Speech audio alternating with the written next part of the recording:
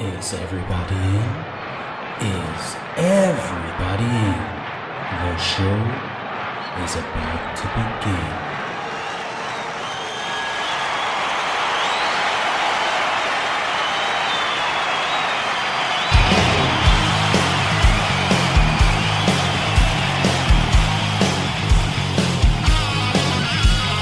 Welcome to the podcast, concerts that made us, interviews and stories, tales from the bus. We love taking you back to when it all went down, the greatest live shows and that cheering crowd sound. It's concerts that made us, concertsthatmadeus.com.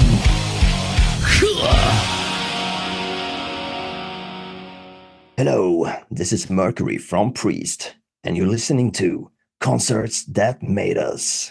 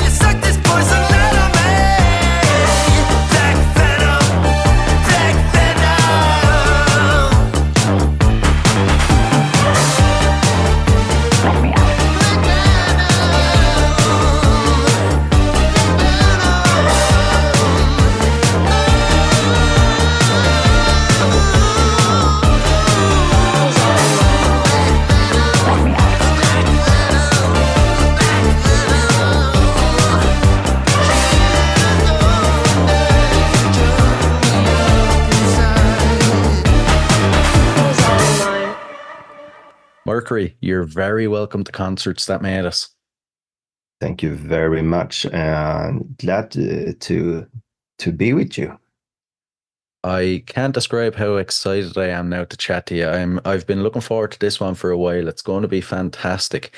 So, Priest recently finished up a tour with Julian K and September Mourning. How was it? How did it go? It was a really great time. It's always great. We did some tours with Julian K before, so we know the guys pretty well. We continue because we have a really good friendship with them, and it's very easy to tour. No drama, everything goes smooth sailing, well-oiled machinery, all professionals. So we had a really great time. September Mourning did great shows every night. They're super professional, and we had a really great time. It was a really good tour, good show, good turn-ups at the shows. Some pretty many shows were sold out, and yeah, it was above expectations. So what can I say? We're very happy about it, and we're going back if not this fall. So we're going back to the US next spring for a bigger tour. It's in the making, so I don't have any dates yet, but we're definitely coming back. Good to hear. Good to hear. What's it like, actually? You guys are based in Sweden, and doing a big tour like that in the States has to be pretty kind of mind melting. What's it like? It's it's a very different from Sweden. Sweden is a small country, and a different culture, of course. Even if we've been force fed with American culture since a long time ago, but it is US is what it's like in the movies. It's surreal the first time you get there, and then you get used to it's a higher tempo, I think, when you talk to people, and you have to like turn up yourself, your brain a gear or two, in order to keep. I'm a pretty mellow person, so for me, I really have to make an effort to get in the same energy as many Americans, because there is another tempo, another energy over there. It's a big country, so it can be a really long drive sometimes. Sometimes we drove 14 hours in a day, and for them it doesn't seem like a big deal. For us, it's like, okay, you can drive from bottom to top of Sweden in less amount of time, basically. I don't know, but we love it there. It's a very enthusiastic crowd, and we got a lot of fans. It's our biggest market, so we always have a lot of fun meeting everybody and perform there. It's another vibe, definitely, than Sweden. Sweden is good in many other ways, but in US, it's about showbiz, and you can really tell when you're over. Yeah, yeah. I really get that thing about the distance, though. I have a couple of American friends, and if I was, say, going to Dublin or Belfast for a concert, I'd be like, yeah, I have to drive like an hour and a half or maybe 3 hours to Belfast. It's really long. Okay. And they're like, are you serious? We would drive that just to go to the shop, like, Yeah, they don't even, I just had a conversation we're gonna have a release party in our hometown in Sweden. And then I got a comment on Facebook or Instagram, I don't remember, but like, oh, are you playing anywhere else in Sweden this year? And I said, no, we're probably not. Oh, maybe I have to drive from Gothenburg. And it's like 2 hours maximum, 2.5 hours. I said, yeah, you can compare to US distances, it's nothing, but yeah, it's what you compare with. So if you don't have any preferences, anything to compare with, you of course think 2.5 hours is a pretty long time, I guess. Yeah, true, true. Now, something I'm intrigued by is Priest played Ireland twice back in 2022. You played Dublin and Belfast. When can we expect to see you back on Irish shores, or can we? I hope we will come to Ireland in October. I hope we our booker is in the making, booking a tour, a European tour, and I just assume that Ireland is going to be on that because we have always a good time in Ireland, and the crowd is great, so we love it. So we're dying to come back for many reasons. We last time in Dublin, we have a favorite little pub there, which we get the best Guinness, you know. Yeah. We're it's called the Bankers in Dublin, and we usually hang out there before and after shows. So it's I will tell our booker too. He must include it. Glad to hear it. Hopefully in October. Hopefully. Good, good. Something to look forward to. So now, Yeah. you guys, your fourth studio album, Dark Pulse, is set to release on May 31st. It's a very fitting name because you've gone pretty dark on this one. Take us a bit deeper into it if you can. It's it's a darker album, of course. It's called Dark Pulse, and I tried to find a title that would fit with all the songs, basically.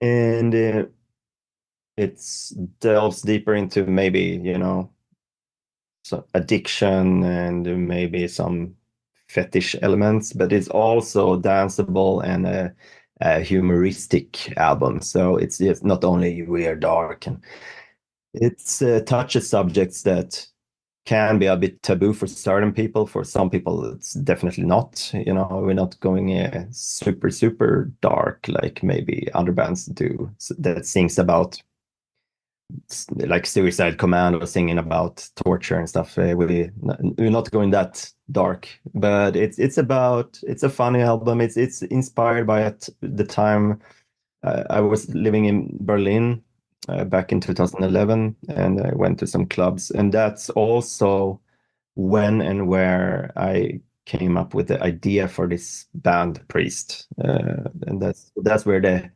seed for this project started. So it's a little both back and forth to that time, and also dealing with some subject in private life, which I think many people can go through. So I think it's been a fun album to do, but we also made sure it's humoristic and not humoristic like you laugh your ass off, but it's some tongue-in-cheek elements in there. But it's also a prominent cyberpunk touch, and of course we're doing electronic music, so you will automatically feel a backdrop of sci-fi and yeah, grittier cyberpunk maybe.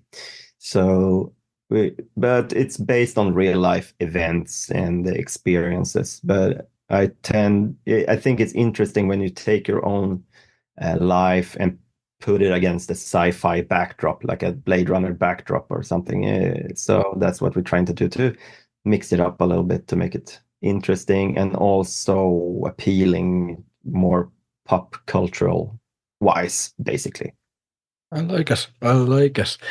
What was the original vision for it, and how close do you think the final version is? Yeah, that's it started out with a couple of songs, and I noticed it was more bassline driven. So when we started, yeah, actually it was leftovers from our former album, Body Machine. And when I say leftovers, I don't mean the song was lesser in quality. It was just like they didn't really match into what Body Machine was about. So we saved them and for later, actually. So the thing was we're trying to do a double album. Right. Or maybe even a trilogy at the same time, because we had a bunch of songs, but then we realized maybe it's a little too much to handle right now. if you're not like do like Smashing Pumpkins or rent a house and record different songs in different rooms, and no, but so it started to take shape with those 5 songs. And then the feeling came, what name should we have? It was called Body Machine 2 in the beginning. But then it felt like this is going somewhere else. Then we came up with the uh, title Dark Pulse, and then it was easier to like finalize the second half of the album when you had a title clear, because then it was like, okay, we know where we're going now. So I think we landed pretty much where we wanted to, but because of we halfway through the recording, the vision actually came, for the album. So if it makes sense. It does. So It does. it's an organic process. I think sometimes the title of the album makes you go back and change some lyrics, or a bit to make it fit together more holistically, It's yeah, it's an organic process, and I really I try to also like happy accidents to keep them, not to have a too streamlined vision and never deviate from that. I'm glad if I get influenced on the way and I can change direction and like see where it goes, So it's a lot of that in it as well. But it's in the end, it's your taste that determines where you're gonna land. So, and also I learned to be a bit annoying towards the producer and not say I'm happy too early. So I'm really listening a lot and see this, we can do this better. How about changing this? And I learned how to do it in a not so annoying way basis. I do long lists of changes that so he can do all the changes at once and not have endless mail chains with like, can we change this and up with that? I try to like be very concrete and have all the info. Just please look over this. And yeah, I think we were pretty close to what we hoped for. And I'm very proud of this album and very excited also to finally release it and show it to you and everybody else. I'd say so. I personally can't wait for it now to drop. You actually did some crowdfunding for it as well, and that's an interesting approach. It must have added a lot of uncertainty and stress to the process, did it? Yeah, it's I mean, we choose not to sign with a record label for this one, and because we looked through the contracts, and we have a good lawyer here in Sweden, and we're looking everything through.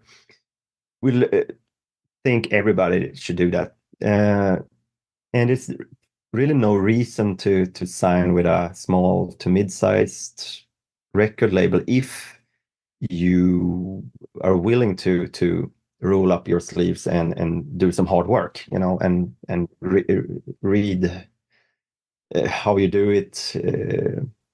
So if you have the knowledge and just the will to do it, you can, as a band, release your own record and do it very well and keep a larger part of the income from that, and actually make a probably better living doing that than to be on a label that keeps a lot of the income, So even if the project gets bigger on a label, you're still gonna get more, even if you're a little bit smaller releasing it yourself. And it was good. We had a good response on the campaign for the album, and we're very happy about that. And that made us a bit relieved, actually. So we can. So now we're actually sitting and packing packages and sending, because we are the record label ourselves. So we're starting shipping now these days. Yeah, yesterday we started to ship out stuff. So some lucky people will have the album pretty soon. And but it's a lot of stress for sure. But if you're willing to tackle it, it's very rewarding. And I encourage every band and artist to go independent. I think it's good, and you sleep better at night because if something goes wrong, it's on you. It's not like you have to be irritated at why don't they do what we said. I know it's a lot of good labels out there, so I'm not saying that. I know it's a lot of good labels that does really good work out there. So, and sometimes that's the best way to go. We were about to sign with another label here in Sweden, which does a great work, but we just felt that we have the knowledge and experience ourselves. So for us, it's really no reason to sign on. Maybe if you go with a major label, because they can do so much for a project, but and have a lot more budget and muscle behind them, so you can make things happen very fast and bigger. But I like this independent size state we are in now. Actually, I don't feel like we don't have to grow much bigger, maybe a little. So, but I think we're on a handable. I don't know how you say it. It's Manageable. What? Excuse me? Manageable, maybe. Manageable size of a band right now. If we go bigger, we probably will need to hire people. So in order to make it handle it. Yeah. Well, it sounds like you found a sweet spot. I'm hearing it put like that. It's a wonder more bands, or nearly every band, don't do it like that. No, I understood that too. I know Julian K is a band that does it like that, but some other bands doesn't. But I also think it's also we practically been forced into doing this because we were about to sign with a major label in Sweden, but we got like blacklisted. It was don't ask me. Yeah, you can ask anything, but it was yeah, we were about to get signed, and then the girl at that major label said to us, "Oh no, there were some people from another band in Sweden called Ghost, and their management have told her not to sign us because of emotional reasons." And so we weren't signed because they were afraid that if we were signed, that it was a chance that Ghost will leave that label and go to another label instead. And so the question went up to the CEO for the Swedish office of this major label, and it was decided not to sign us. And then other people got like cold feet, and we were also aired on a radio station, and was called up actually by the same people, and so we were a bit, nobody practically wanted to touch us there for a while. It was a little, yeah. So we went independent, but then we also our last record we collaborated with an American label, Cleopatra Records, which we love, and we still still have a license deal on Body Machine for a couple of more years. So it was easier over in the States to get connections and to start working with labels. But in Sweden, it was a little bit harder for us, at least, because of that. Oh But my I guess God. that's showbiz, right? Yeah. Yeah. I actually can't believe that. For anybody that doesn't know, I'm sure everybody knows, but you guys are from the same town as Ghost. You grew up together, and a couple of you were actually in Ghost. Now, unfortunately, that didn't work out, but it seems like you guys were screwed over back when you were in Ghost, but they're still actively trying to repress you guys now. That's crazy. Yeah. Yeah, it's crazy when you think about it, and but that's the way it is. And It was yeah, it's it's it is what it is.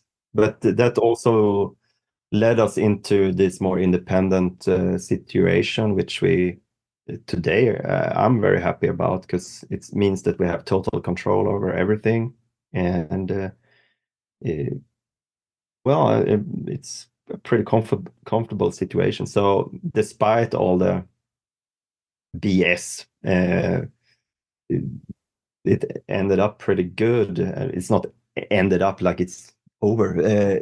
We just we have a lot of. I feel right now it's energy is starting to coming back, because it's been a couple of years that we just struggled on, and tried to make the project and the band survive, because that's the we were on the brink of, like, the band was so close to not be around anymore for several times during the last couple of years. But then we saw we have a great fans and great people following us, and we had so much support from them. So it felt like and also it showed up when we had to had some fundraisers for some releases, because we didn't have any other income. So, and their fans have been very supportive and helped us out more than once. So we're super grateful. And when we have fans like that, I mean, then we can go on, Yeah, forever. you can do anything. Yeah, Yeah. yeah, So, and it's very, but it's just now I felt, and I said it to our producer Simon Söderberg. We talked yesterday, the day before yesterday, about the next album, not Dark Pulse, but to start the recording of another album.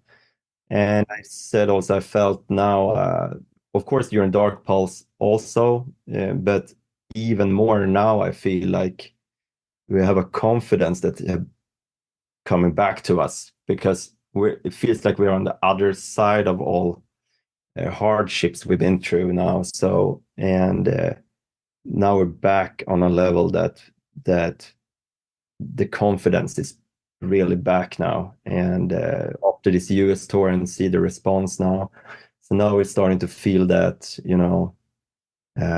spark again that we maybe felt on our first album, So we really, it's been a journey, and I'm really happy now that we fought on and struggled on, and went through all the yeah. stuff. Only made you stronger. Yeah. In this case, yes, and I see very brightly on the future right now. So Glad to hear it. It's obviously a bit of a touchy subject, but say 5, 10 years down the line, do you ever see you and Ghost putting things to rest and maybe sharing the same stage? Well, I'm not closing any doors, but I think it's a long road ahead for that to happen. It will, if that would happen, that would have to be a couple of conversations before that, to say the least. And maybe, but I don't think so. To be honest, I don't see why. It's Yeah. it's in the past for me. So, and I'm not holding any grudges or anything like that. That's long gone. So I'm just, I think certain behaviors and how people treat people, I don't think you should take that very lightly if somebody decides to, backstab and stuff. Why should you? I can brush it off. I'm not feeling anything about it. I just, like, why should I just let it slip? If somebody have treated you or your family member bad, why should I just let it slip? True. Yeah. And you clearly don't need it anyway.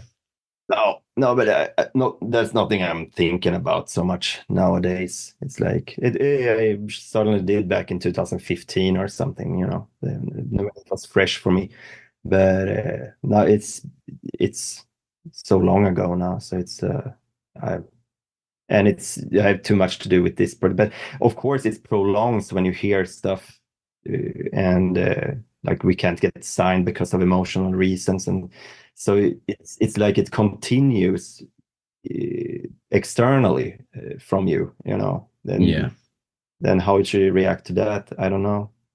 I tried to send an email and said, "Is this true?" to Tobias, but I didn't get an answer. So. Right. That says a lot there when you don't even get an answer. Yep, I think so. Yeah. So the podcast is called Concerts That Made Us. So I need to ask you some concert-related questions, if you don't mind. So first off, as a concert goer, what concerts have made you? I can say I'm pretty clear about that. When I was 14, I was at a festival in Sweden, and at the same day, I saw. Okay, in order now. So now it's not like like a particular band, but when I came there, I caught the last half of Wu-Tang Clan's set with all members stage, and after that, I saw this was in 1997. After that, I saw Rage Against the Machine. Oh man. And after that, I saw the unknown band at the time in Sweden, Rammstein. Holy crap. When they were having flamethrowers out over the audience, you know. Yeah. But I had to leave that concert in order to catch The Prodigy on the same day. So that was like nothing tops that, you know. Yeah. I was like in heaven, you know. That was and I think Daft Punk played like later that night too, but you know, it was I get shakes when I think about it. It was so I didn't know what to do. It was like so I was overwhelmed. Yeah. That's actually kind of a bad first concert experience because it's so good. Nothing will compare to it. I think I came close when I saw Kraftwerk in 2004 Minimum Maximum tour. That was like, ooh, but that was also because I was such a big fan, and you know, and it was so cool with the visuals. It was the new Kraftwerk you haven't really seen. Now everybody's seen it with the, you know, the suits and everything, and the visuals, but then it was new, and that was really, really cool. That was amazing. And for any listeners that haven't caught one of your show, the unlucky ones that haven't, what can they expect? Lay it all out first, if you can. They can expect I used to say a high octane show. It's a lot of energy, and we give a lot from the stage to the audience. So it's I even go out to the crowd sometimes, you know, and interact with the audience. We deliver poppy tracks also, but we try in a live situation we go for the more energetic tracks. Maybe we calm it down a bit with a ballad or two, depending on the length of the set. But we try to make a great impression, and if we have a growing budget, we're gonna also implement more visuals. We sometimes we hire LED screens, but they're pretty expensive, and but it pays off because the shows get so much better. So if there's visual possibilities, we have great people that we work with that creates really good visuals as well. So it's a visual experience, but if we have the money in the future, we will buy sub basses like the Prodigy did in 1997.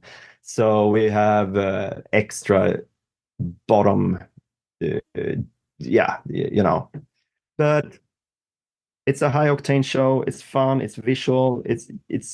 You're gonna feel like you going into an 80s sci-fi movie with cyborg, but with blasting great music. So you won't regret it. I can promise anybody that comes to a Priest show that they will be happy. Sounds like one hell of a night. Oh my God, it sounds Yep. perfect. Jeez. Awesome. Yeah, please. If we come to Ireland, we'll make sure you come Oh, by. I'll be there, definitely. Definitely. I'll be queuing 3 weeks beforehand. Thanks, Brian. Thanks. If you think of all the gigs you've played over your entire career, is there one that sticks out as the highlight, the most perfect? That's a tricky one, but because it's a many factors, many factors to take into consideration. For the band itself, it's of course if you have a good sound on stage, if it was a good sounding room, if the sound engineer did a good job, or those factors plays into the experience of the band, but none in the audience is actually maybe aware of those things. But I would actually say we had one of them was on the last tour. We played Whiskey A Go Go in Hollywood, and it was a great sounding room. The crowd was great. It was packed, and we had a great time on stage. Everything seemed to just be locked in on that show. So that was a very satisfying, and also a classic venue with a lot of history, and so it was like all the factors on that gig like just came into place. It felt like so that's definitely one of the highlights. But we played many good shows.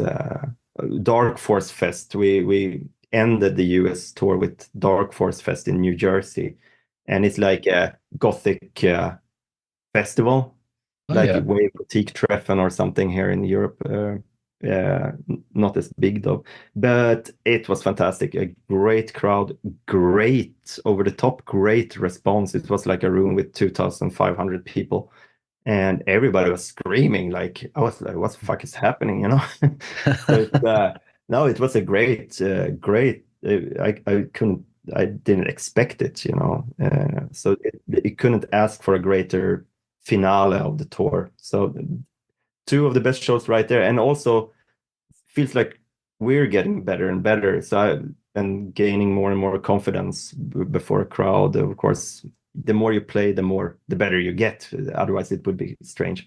But so when that grows, also you get more loose and improve. You can improvise more on stage and have more fun on stage, and we certainly feel that more and more. Whilst maybe 5 years ago, 4 years ago, it was like, okay, it was more like we have to make this work. Now it feels like we have fun on stage, and we can improvise and do some stuff that we wouldn't dare to do maybe 3-4 years ago. So last tour has been a blast, actually. I like it. I like it. Now, I usually flip that question around and ask, is there a gig you would consider maybe the worst, where everything went wrong, and how did you overcome it? Ooh. Yeah. Uh, I don't know if everybody knows, but Priest had a different singer in the first album and first EP we did. And right before the tour, we had some struggles in the band, which resulted that our third guy, the synth guy, had to leave the band. We decided that he couldn't stay anymore. After that, the singer decided to quit, which was a bit of a surprise. And that was right before we had two big festivals in Germany and a European tour with Aesthetic Perfection band, and also a tour for the fall booked. So we had to find another singer, Yeah. and we really tried. We only had like 2 weeks or something to find one, but nobody could take time off with that short notice and learn all the songs. And it was like I tried every contact I could. So I am the songwriter, right? So I knew the lyrics, of course. So, and I sang in other projects before, but this was written for a particular voice, with a particular range, and which, yeah. So I just called up a vocal coach and tried, to how good can I be? How fast can you make me learn this stuff? And the first show I did was Oberhausen in Germany, 2019 in March, and that was because I practiced, the movements in my living room, and I didn't think the stage gonna be that big, but it turned out we played the big stage in Turbinenhalle in Oberhausen in Germany, and that was like 4 times as wide as my living room. So it turned out I was like exhausted, like I almost fainted, because I was like, oh, in this part of the song I go to the left side of the stage, and it was, the distances were too long, so I was running around and getting exhausted. I couldn't. It was a disaster. I tried to mask it, of course, but but it was like I saw I was about to faint several times, and I was like almost blacked out several times. Oh my God. And doing this, and it was like 3,000 people in the audience or something like that. So it was like, oh my God. So I was like, damn, why?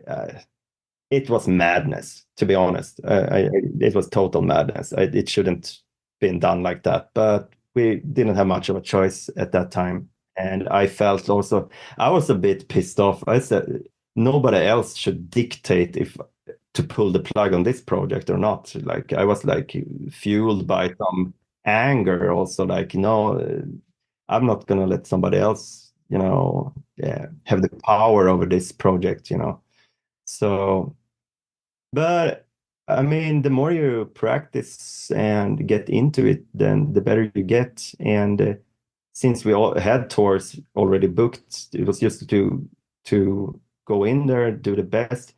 I practiced like hell. I practiced every day for like years singing, and now it feels like it really pays off, and I feel like my technique is really good now, and I have a more diverse, not maybe better voice, because the original singer was trained, this classically trained singer, but I have a more diverse. I can go uglier in my voice than I think, because I sing a song on the first album as well, because the original singer couldn't transform his voice into getting ugly, Right. Yeah. But I sing a song called Nightmare Hotel on that album, because so I think I am pretty excited about the next album, because it's we're gonna have a different recording setup, and I'm gonna record more from my own home studio, actually. Then that means also that you can warm up your voice for like 2 hours if you need to, until you feel you have the total control over it, and then you go, and when it feels right, then you go and lay down the track. And compared to going into a studio after you worked for a day and you have 1 hour and you have to set up the mic, and the producer says, yeah, okay, we're recording now, and then you just do your best, I heard that Tom York, at one point, he warmed up his voice for 5 hours or something, Oh my God. So it's a luxury to have to actually be able to warm up your voice, feel when it feels right, then you just can go down to your studio setup and record with really good equipment, which we actually have now, which we didn't have before. Yeah. So it's going to be a completely different sounding record than the next one, After Dark. It's going to be the first time we record this way. And the producer have his studio in Stockholm, of course. And of course, we're going to meet up and be in the same room also. But we're gonna try this setup this time. And so to answer, to overcome it, practice.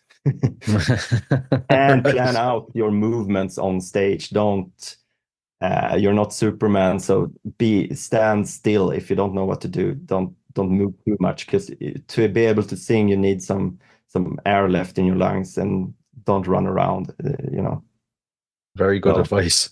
Yeah.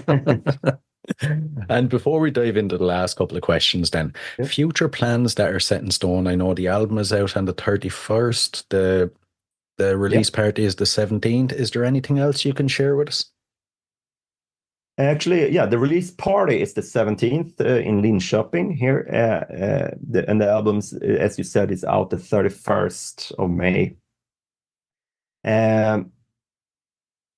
The album is called Dark Pulse, so check it out and it's available for pre-order basically everywhere right now. I think in Ireland, I don't know if you have Rough Trade there. I think it's on pre-order in Rough Trade stores, and on Amazon and everywhere. So check it out. Check also out our website, priestnexus.com, which you can find all the links to social media and everywhere. We also have a web shop called airghoul.com, which you can go and find really good stuff, t-shirts and, everything. So feel free to check that out. And if you see the name Priest in your hometown, coming and performing, don't hesitate. You will not regret it.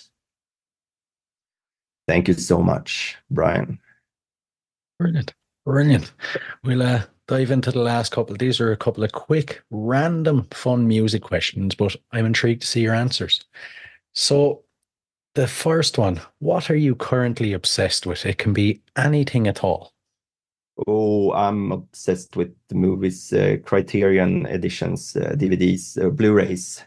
I can't stop watching movies, and especially extra material, commentary tracks and interviews and stuff like that. Don't ask me why. I'm just like to know everything about a movie, and I think Criterion provides the best editions. I'm a bit like that myself. I find myself watching the movie and diving onto IMDb and looking up all the trivia and going down the rabbit holes and everything. Exactly. Yeah, that's okay. We're thinking alike. Alike. The next one. It's a bit of an odd one. If you had to spend 24 hours locked in a room with any musician from history, living or dead, who would it be? Johann Sebastian Bach. Right. Thinking outside the box there. Yeah, I mean, it's like it's the best. So I mean, I like it. And the final one. So, what is your go-to album? What's an album you constantly go back to? We touched on the subject actually. It's many. Oh, it's a hard one. But one actually, I keep returning to over and over and over and over again. I do that with many albums, but I think Melancholy and the Infinite Sadness with Smashing Pumpkins. It's one of my favorites as well. One hell of an album. Never gets old. I mean, you can't top. I mean, that it's so good. It's long, but it's like sometimes I take the red disc, and sometimes I go for the blue. And I think that's an album you should listen to on CD. It's a CD album. They fiddle around with the track order on the vinyl release, and I didn't really get into that. But I understand Billy Corgan when he says you have to think that every vinyl has a side, and that side has to have a special order to make sense. But for me, even OK Computer with Radiohead, of course, is you should listen to it on CD, not on vinyl. I think no, but I would say that one. I keep returning to that over and over again. I like it. I like it. Perfect choice. Listen, Mercury, it has been an absolute blast now. I have really enjoyed this one. Thanks a million. Thank you, Brian. And likewise, it's been so nice talking to you. And I really appreciate the calm the vibe you have in your podcast here. I really love it.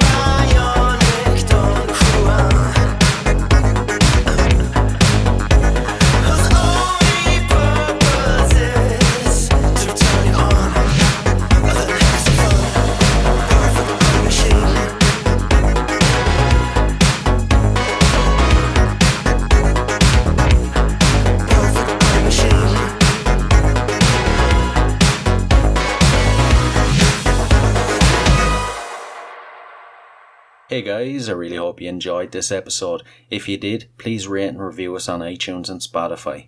And if you're interested in signing up to Band Builder Academy, use the link in the show notes below and enter the code CONCERTS and you'll receive 10% off.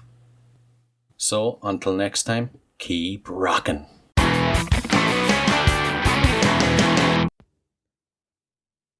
Hey, what are you guys still doing here? The show is over. It's over. You can go home. Go on. We'll see you next time. We'll be here.